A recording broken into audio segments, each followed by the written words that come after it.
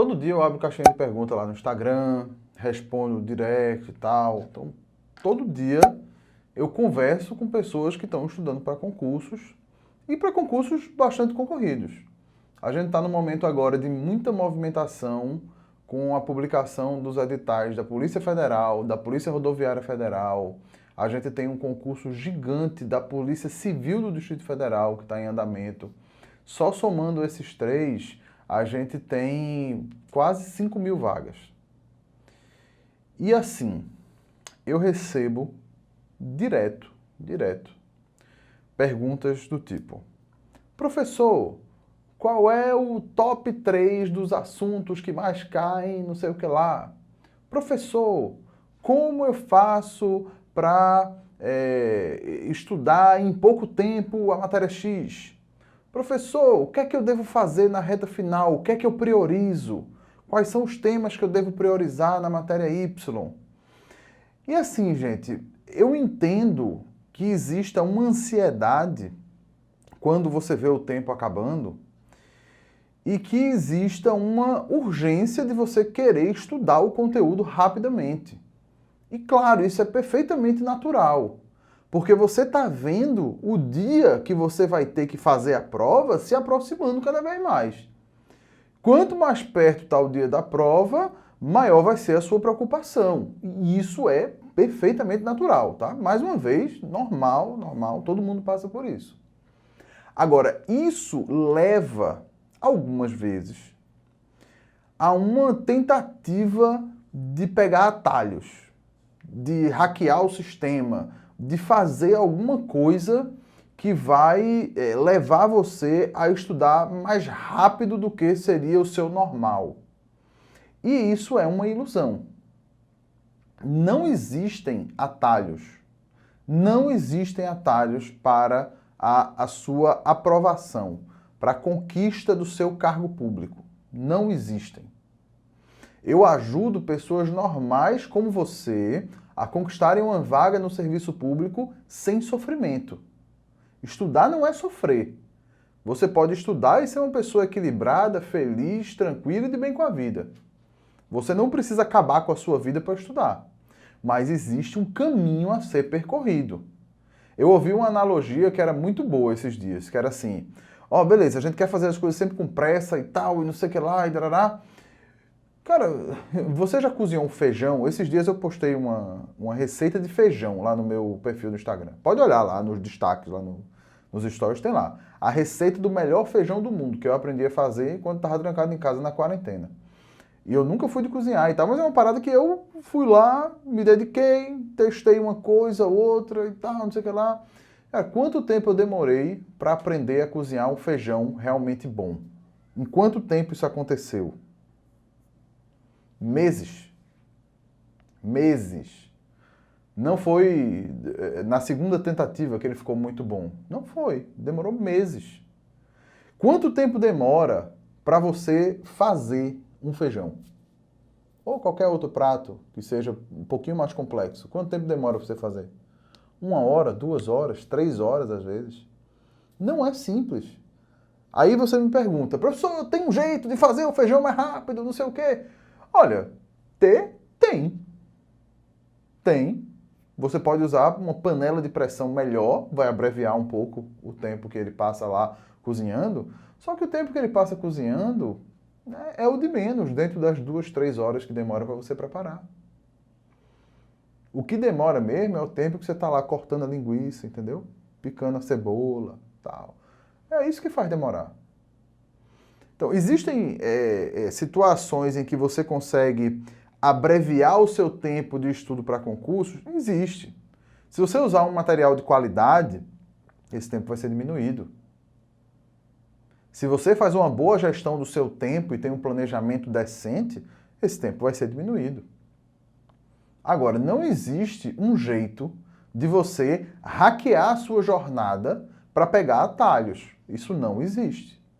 Se você quiser fazer um concurso difícil, como o da Polícia Federal, da Polícia Rodoviária Federal, o da, sei lá, da Receita Federal, de um Tribunal de Contas, seja lá o que for, se você quer fazer um desses concursos, você vai ter que pagar o preço. E o preço a ser pago não é dor, não é sofrimento, é tempo e é dedicação.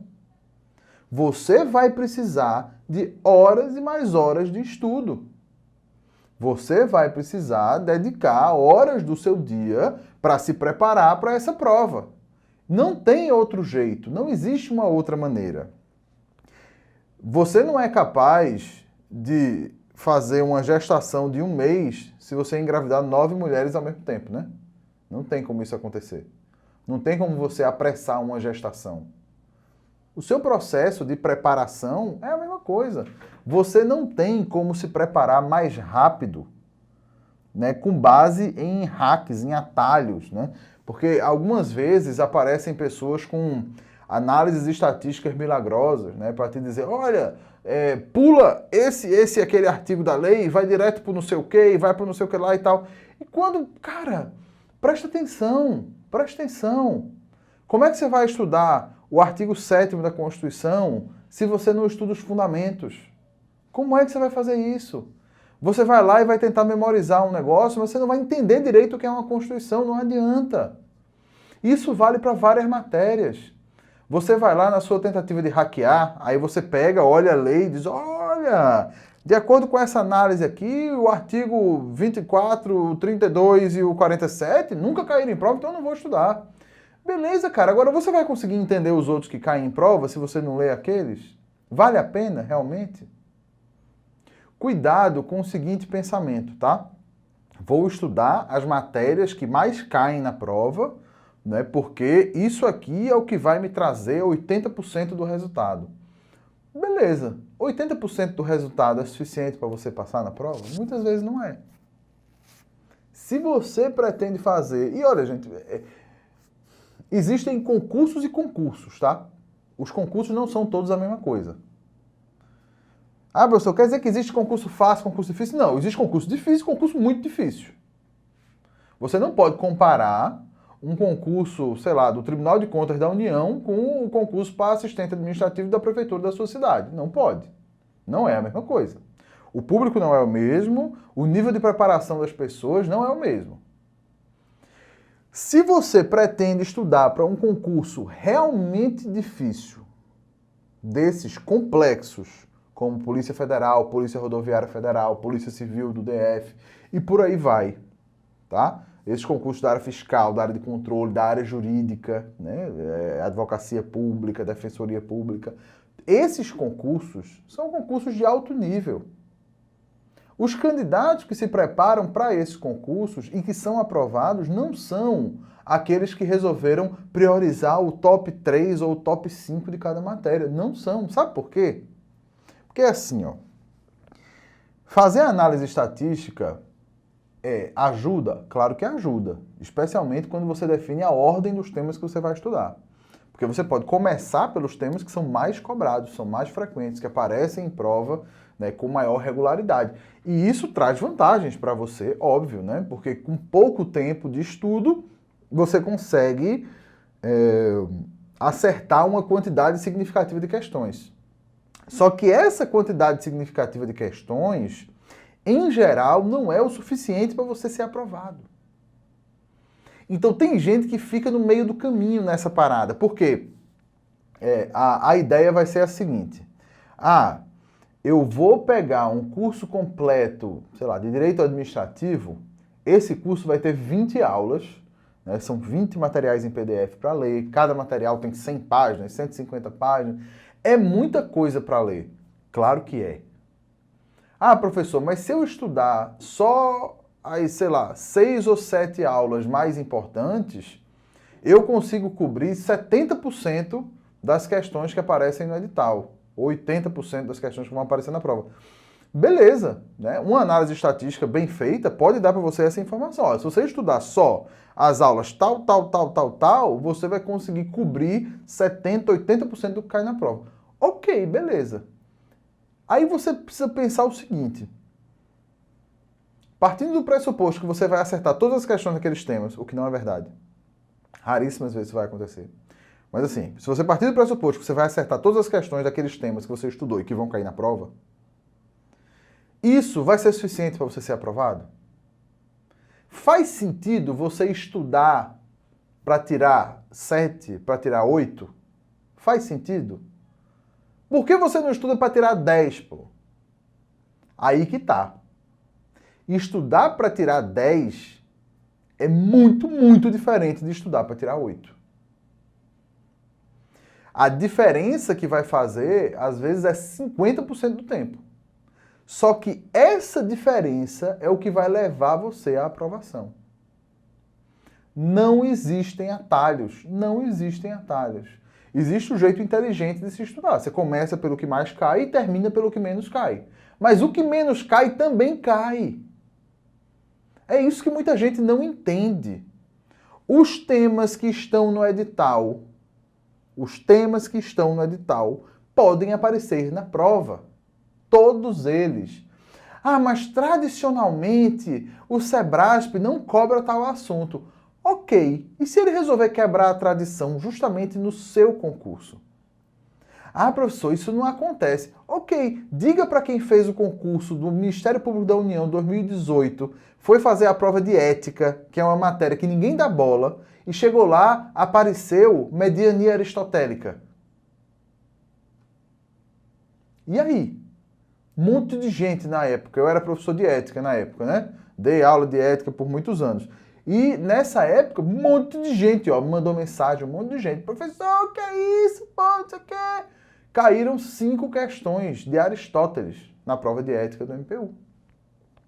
É tradição do Sebrasp? Não. Mas apareceu. Quem é que se deu bem nessa? Quem não tentou hackear a matéria de ética. Quem estudou tudo. Estudou tudo. Olhou e disse, ó, tá no edital, ética aristotélica, beleza, vamos lá. Ética e moral, moral em Aristóteles, vamos lá, vamos estudar. Essas pessoas sabiam o que estavam fazendo. Não estudaram para tirar 8, estudaram para tirar 10. E é assim que você deve estudar. Não dá para hackear o seu caminho para um concurso complexo. Não dá, não tem como. Aí você vai olhar para mim e dizer, ah, professor, você está me dizendo então que eu não tenho tempo, porque daqui a 3 meses vai ser a prova da PRF. Como é que eu vou estudar todo o conteúdo em 3 meses? Cara, talvez, se você não estudou nada ainda, você precisa começar a aceitar que essa oportunidade da PRF daqui a 3 meses não é para você. Ah, mas tem gente que estudou 3 meses e passou. Talvez tenha um gênio da raça, alguém que é um ponto fora da curva aqui ou ali. Mas eu falo com pessoas normais. Eu sou o professor Paulo Guimarães e eu ajudo pessoas normais como você a conquistarem uma vaga no serviço público sem sofrer.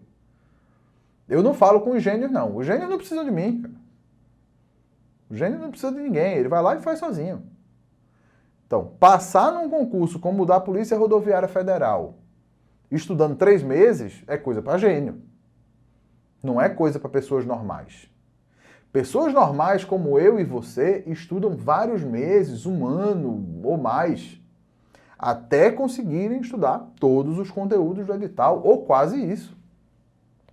Se você está a 3 meses da prova da PRF, saiba que você precisa fazer o seu melhor para estudar todo o conteúdo daqui para lá. Ah, não vai dar tempo. Faça o seu melhor. Faça o que você puder. Mas não tente por nada pegar atalhos. Não fique tentando estudar por resumo, não fique só lendo lei seca. Não faça isso, não faça isso. O concurso da PRF, eu estou usando como exemplo porque ele está muito em alta agora, o concurso da PRF tem um peso gigante para a legislação de trânsito. E aí, tu vai só ler as resoluções do CONTRAN lá, sem nenhuma explicação, é isso mesmo? Porque eu vou lhe dizer, viu? Eu fui professor de legislação durante vários anos. Eu fiz faculdade de Direito e às vezes eu leio uma resolução do CONTRAN e não entendo nada. De verdade. No concurso da PRF, né, que a prova foi aplicada em 2019, eu estava lá no Estratégia Concursos na época para corrigir a prova. Tá? No dia da aplicação da prova, eu estava lá para corrigir. E eu estava junto com o professor Marcos Girão, que é meu amigo, né, meu parceiro aí de longa data há muito tempo, e é professor de legislação de trânsito, né? Eu nunca ensinei legislação de trânsito e tal, mas eu estava lá junto com ele. E ele estava com uma missão muito dura de corrigir aquele mundo de questão da PRF e tal. E ele estava meio atordoado, assim, né? Ali muito concentrado e tal. E eu, como eu já tinha terminado a minha parte, né, de outras legislações e tal, eu cheguei lá para ele e disse, Marcos, eu te dou uma mão aí. Me diz aí. Aí ele falou, ó, pega essa questão aqui. E, cara, eu peguei uma questão, eu li, aí pensei, bom, eu não entendo essa legislação, né? Então eu vou procurar a legislação. E aí fui lá nas resoluções do CONTRAN e tal, dei aquele velho Ctrl F, né? E fui procurando para ver se eu encontrava a resposta. Cara, foi difícil. Foi difícil. Eu encontrei qual era a norma que falava, né, daquele assunto, mas eu olhava a norma, olhava a questão, olhava a norma, olhava a questão e dizia, cara, eu não estou entendendo. E aí ele dizia, não, beleza, é porque para entender essa resolução você precisa entender aquela outra e não sei o que, não sei o que lá que tem no CTB e para lá. Então, assim, sem eu ter estudado de antemão a legislação de trânsito, era muito difícil, mesmo com a minha bagagem, com o meu conhecimento, era muito difícil eu conseguir corrigir aquelas questões. E aí? Você acha que vai passar na PRF só lendo a lei seca? Não vai, cara. Muito difícil. É muito difícil. O que você precisa fazer é levar a sério o trabalho de quem elaborou um material, gravou uma videoaula. E tá ali explicando isso para você e dando isso para você mastigado. Aí beleza, aí você vai. Mas, por favor, não ache que estudando por resumos ou estudando o que mais cai, você vai conseguir ser aprovado no concurso assim, porque isso não vai acontecer. Eu sinto muito ter que dizer isso com essa clareza e de maneira tão dura, mas isso não vai acontecer. Não existem atalhos. Não existem atalhos. Você vai ter que estudar pelo material completo, todos os temas que estão previstos lá no seu edital. Mesmo aqueles que nunca caíram em prova. Sim, mesmo esses. Você vai fazer o quê? Você vai ficar à mercê da banca examinadora? Se ela resolver elaborar uma questão nunca antes elaborada, aí você vai perder aquela oportunidade? Não, cara.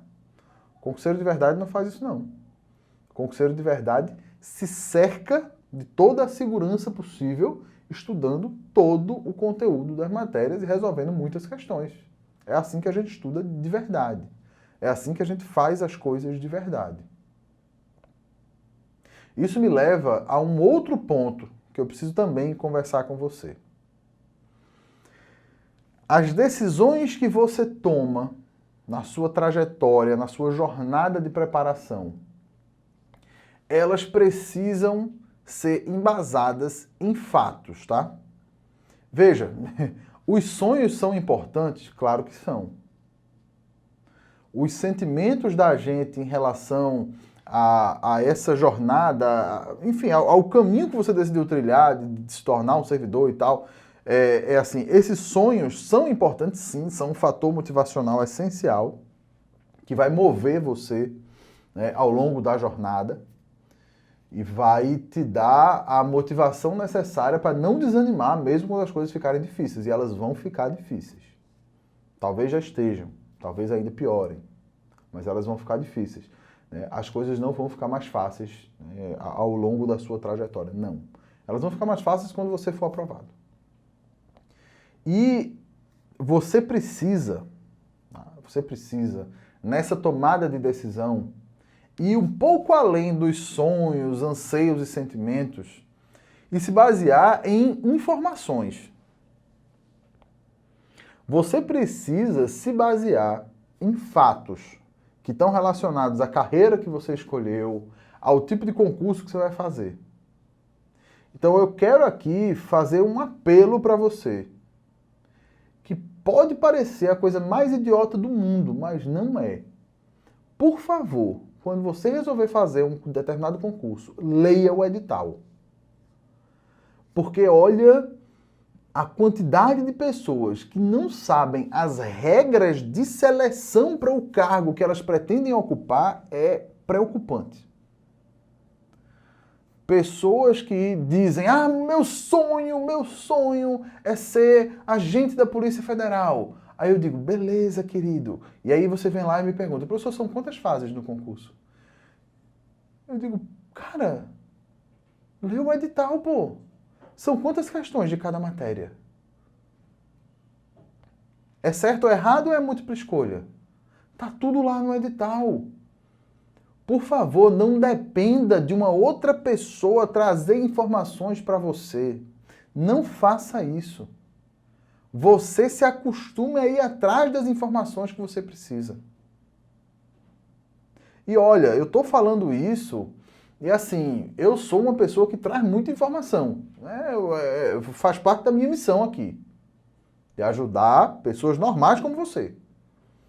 Mas pessoas normais como você são capazes de pesquisar, de entrar no site da banca, de abrir o edital, de ler aquele negócio.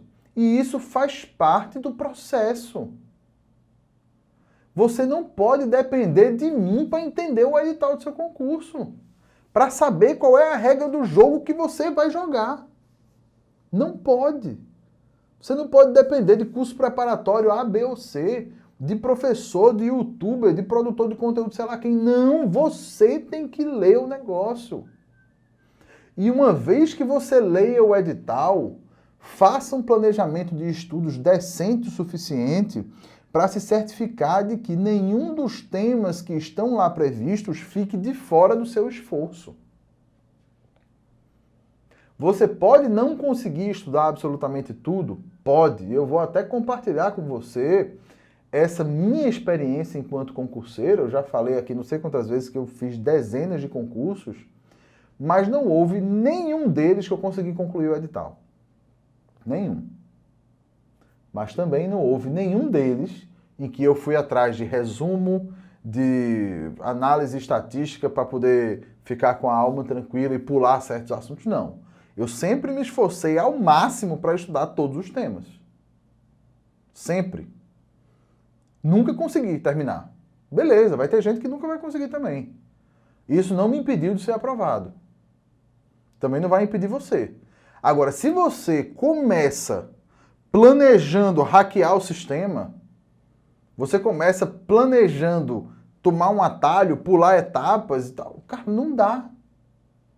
Aí você vai pular a etapa e depois no final vai bater o desespero, você vai querer pular ainda mais. No fim das contas, você vai acertar as questões que todo mundo acerta. No fim das contas, você vai ter um resultado mediano do concurso. E sabe o que acontece? Geralmente quem tem resultados medianos, eu estou falando mediano porque eu sou bondoso, porque a palavra certa é medíocre. Né? É porque a gente, essa palavra medíocre terminou assumindo um outro significado ao longo dos anos, assim, né? Mas medíocre é aquele negócio, é mediano, é aquele que nem fede nem cheira, é aquele que não é ruim, mas também não é bom. E as pessoas que têm resultados medíocres no mundo dos concursos, sabe o que é que elas fazem? Existe um padrão. Elas culpam a banca examinadora. Ou elas culpam os cursos preparatórios. Ela vai lá e diz assim, eu fiz o concurso do Banco Central e eu bati na trave, como se bater na trave fosse mérito. Né? Mas ela diz, eu fiz o concurso do Banco Central e bati na trave. Né? Fui muito bem na prova, não entrei por causa de uma questão. Cara, se eu ganhasse R$1 para todas as vezes que eu ouvi não entrei por causa de uma questão, na maioria das vezes é mentira, não é por causa de uma questão. Pode ser até pouco, né? Um ponto, não sei o que e tal, aqui ou ali. Às vezes é uma questão mesmo, mas são raros os casos, tá? Aí a pessoa fica, eu não entrei por causa de uma questão, não sei o que e tal. Aí você faz, beleza, tá bom, não entrou por causa de uma questão. Aí diz, mas foi por quê? Porque o CESP inventou de cobrar não sei o que lá, coisa que nunca tinha acontecido antes. Ou então, assim, uma questão injusta que estava errada. Estava errada. Que a banca não quis mudar o gabarito, né? A gente recorreu, mas a banca não quis mudar, um absurdo, não sei o que lá. E a pessoa que tem um resultado medíocre, ela fica se achando injustiçada. Gente, existem questões erradas que aparecem? Existem. Deixa eu contar para você uma coisa que aconteceu no concurso da CGU em que eu fui aprovado. Tá? Concurso CGU em que eu fui aprovado. Nesse concurso da CGU, a gente tinha uma prova objetiva que valia 400 pontos e uma prova discursiva que valia 90 pontos. Então, a nota total, né, a pontuação geral, era 490 pontos. Meio estranho, né? 490 é 100%, mas enfim, era o que tinha lá. Então, 490. Quando saíram as notas das provas discursivas, algumas pessoas começaram a notar uma discrepância, assim. Tinha várias notas muito boas, e tinha várias notas que estavam ali na casa dos 70%, 75%. E algumas pessoas ficaram meio desconfiadas em relação a isso. E tentaram questionar, né? Tentaram questionar esse ponto. Né? E tentaram questionar isso. E nesse questionamento foi assim, na época a lei de acesso à informação tinha acabado de entrar em vigor, então já existia essa possibilidade de você pedir acesso a informações públicas, e como a banca era uma instituição pública, né, ESAF, finada ESAF, né, Descansa em Paz, então as pessoas fizeram o pedido de acesso à informação e perguntaram o seguinte, olha, quantos corretores, quantas pessoas corrigiram as provas discursivas e qual foi a média de nota atribuída por cada um deles? E a resposta foram 2 pessoas que corrigiram, só 2, e a média de nota de cada um deles era realmente discrepante. Era, tipo, um era 90% e o outro era 70%, uma coisa assim. Veja, isso é uma injustiça? É. Teve jeito? Não. Não teve jeito. Tinha um corretor que era mais rigoroso do que o outro. Algumas pessoas foram prejudicadas? Sim, foram. Mas eu vou te dizer uma coisa. Você tem que estudar o suficiente para que esse tipo de situação não atinja você. Você tem que estar num nível tão elevado que se rolar uma injustiça dessa, ela não vai tirar a sua vaga. A pessoa que passou em primeiro lugar, minha amiga querida, que passou em primeiro lugar, né, na nossa área, na área do concurso que a gente fez, ela teve a redação corrigida pelo corretor malzinho. Na época o pessoal ficou falando isso, o corretor bonzinho e o corretor malzinho. Ela teve a redação corrigida pelo corretor malzinho. E a nota dela não foi tão boa na redação. Mas ainda assim ela ficou em primeiro lugar. Ela tinha estudado tanto, mas tanto, que o resultado dela na prova objetiva estava tão acima dos outros candidatos que ela continuou em primeiro lugar, mesmo perdendo alguns pontos lá na discursiva por conta da maldade desse corretor. É isso que um concurseiro de verdade faz. O concurseiro de verdade estuda tudo.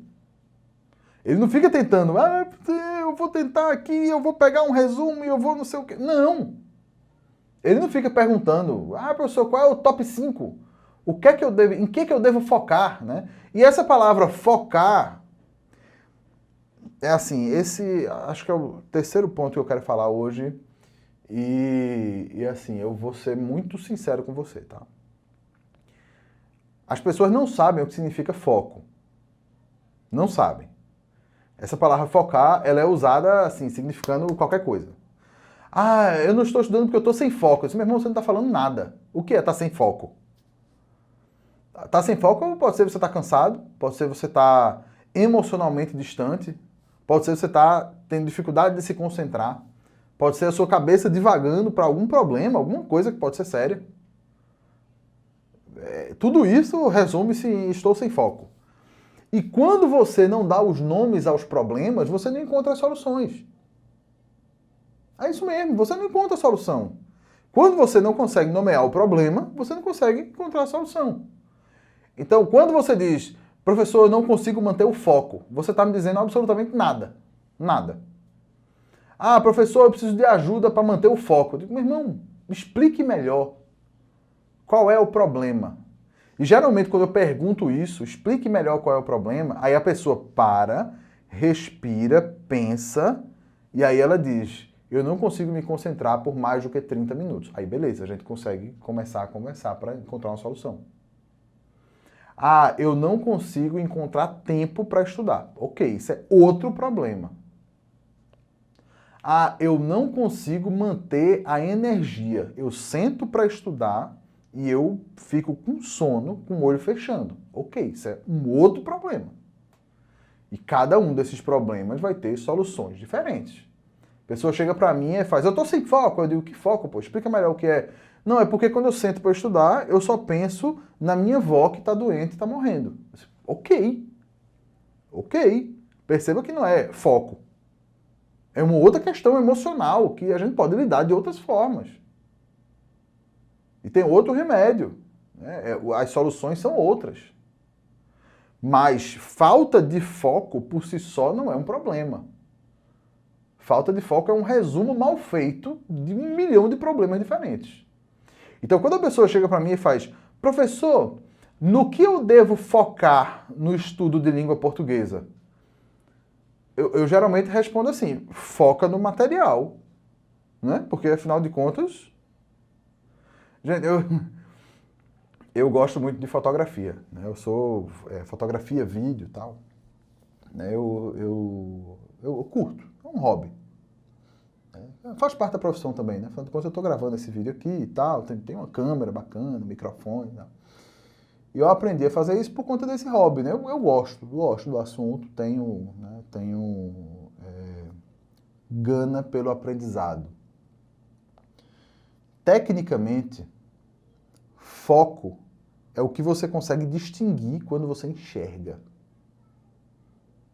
Sabe a brincadeira de blogueiro, né? Que faz assim, você... Né, isso aqui está em foco, não está em foco, né? Deixa eu pegar esse controle remoto do ar-condicionado aqui. Aí eu boto assim, ó. Aí, tá focando, não tá focando, né? E tal. Aí tem a questão do foco automático da câmera, não sei o quê. Nem tá mexendo muito, né? O foco, né? Onde é que está o foco? Né? Nesse caso, nesse vídeo agora aqui que você está assistindo, o foco está no meu rosto. O foco está no meu rosto. Onde eu for, a câmera vai me acompanhar, né? Se eu ficar mais longe, mais perto, a câmera vai me acompanhar, né? E ela vai, automaticamente, ela vai ajustar o foco de maneira que o meu rosto esteja nítido para você. Gente, foco é o que você enxerga. Então você fala, no que é que eu devo focar? Né? Eu digo, você deve focar em tudo. Você tem que enxergar todo o conteúdo, Não existe esse negócio você chega e pergunta assim, em que eu devo, né, o que é que eu devo enxergar para estudar tal matéria? Cara, você deve enxergar tudo. E aí você estabelece as prioridades e no seu planejamento de estudo você vai estudar tudo daquela matéria. Não existem atalhos. Essa é a frase que eu mais repeti hoje. Né? Não existem atalhos. Não tem um jeito de você estudar sem estudar. Não tem. Não tem. E estudar o top 5 assuntos que mais caem vai te fazer acertar as questões sobre o top 5 assuntos que mais caem. Isso vai ser suficiente para você ser aprovado? Na maioria das vezes, não. Aí você tem que estudar o top 37 assuntos que menos caem. Porque eles também caem de vez em quando. Então, você vai precisar fazer isso. Não existe um jeito diferente de fazer. Tá? Não existe. É assim, eu sei que é duro, sei que é difícil entender isso, tá? Mas a minha mensagem neste vídeo de hoje é essa. Não existe um jeito diferente de fazer. Não existe atalho, não existe hack, não existe. Você vai ter que estudar tudo. Você vai ter que estudar de verdade. Você vai ter que ler materiais extensos. Você vai ter que assistir horas de videoaulas até você entender o suficiente para acertar questões. Aí você, né, só para encerrar aqui, você pode estar se perguntando, tá certo, mas quando é que eu sei? Como é que eu vou saber se eu já sei o suficiente? Se eu já estudei o suficiente? É simples, tá? É simples. Tem uma conta que você vai fazer. Você vai pegar seu sistema de questões lá, que você usa. Você vai colocar os filtros que estão mais próximos do concurso que você vai fazer. Então, assim, você pode, sei lá, você está estudando para Direito Constitucional para PRF. Aí você vai colocar lá. Questões de Direito Constitucional, Sebrasp, sei lá, dos últimos 5 anos de nível superior. E aí você senta, resolve, sei lá, umas 100 questões. De uma vez, assim, não tacada. Pá! Resolve 100 questões. Se você tiver acertado 90, pode partir e ser feliz. Tá? Você está sabendo o direito constitucional. É isso, 90%. Está acertando 90% das questões? Então, beleza, cara. Vai ser feliz, parte para outra matéria, segue, você está pronto para fazer a prova. Desejo de coração que você chegue até lá, tá? Até esses 90%. Na verdade, isso é só mais um passo da jornada, né? O desejo de coração é que você conquiste a sua vaga no serviço público o mais rápido possível. E que você faça isso sem tentar hackear o sistema, sem tentar pegar atalhos. Pagando o preço mesmo. Não precisa sofrer, mas a gente precisa de esforço.